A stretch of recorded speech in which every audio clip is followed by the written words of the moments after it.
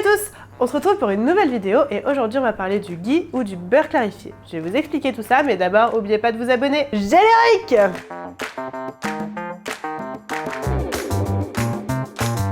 Le ghee, c'est une recette de beurre clarifié qui est utilisée en Inde depuis des centaines et des centaines d'années. Elle est beaucoup utilisée dans la cuisine et dans les rituels traditionnels.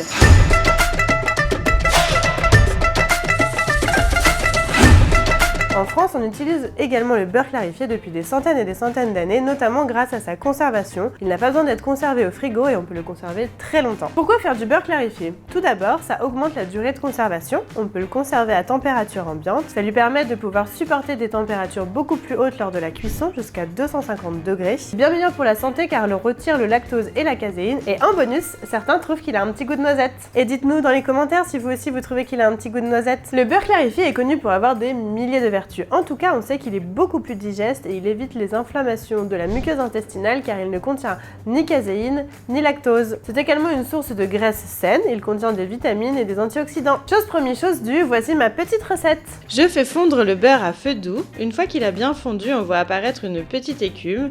Je l'enlève donc à l'aide d'une cuillère en essayant de ne pas retirer le beurre fondu. Le processus prend assez longtemps, environ 10 minutes. Et une fois que vraiment toute l'écume est enlevée, le beurre clarifié est prêt.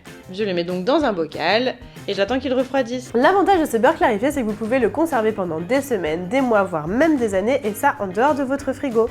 Attention avant de commencer à bien laver et stériliser vos pots et contenants. En plus de la cuisine, vous pouvez également l'utiliser pour nourrir et hydrater les cheveux, la peau ou les ongles. Alors oui, il est bien meilleur pour la santé que le beurre classique, mais ça reste tout de même une source de graisse, donc on évite de le consommer à la petite cuillère, de finir le pot, on le consomme avec modération. Et si vous êtes intolérant au lactose, nous vous conseillons de demander conseil à votre médecin. En effet, nous enlevons tout ce qui est lactose et caséine, mais il peut rester des traces. Et voilà, cette vidéo est maintenant terminée, j'espère qu'elle vous aura plu. N'hésitez pas à partager, liker, commenter, nous donner vos petites astuces, vos utilisations, et nous on se retrouve bientôt pour une prochaine vidéo.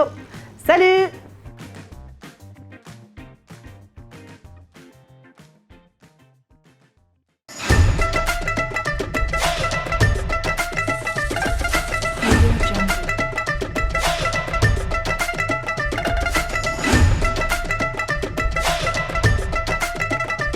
Audio Jungle.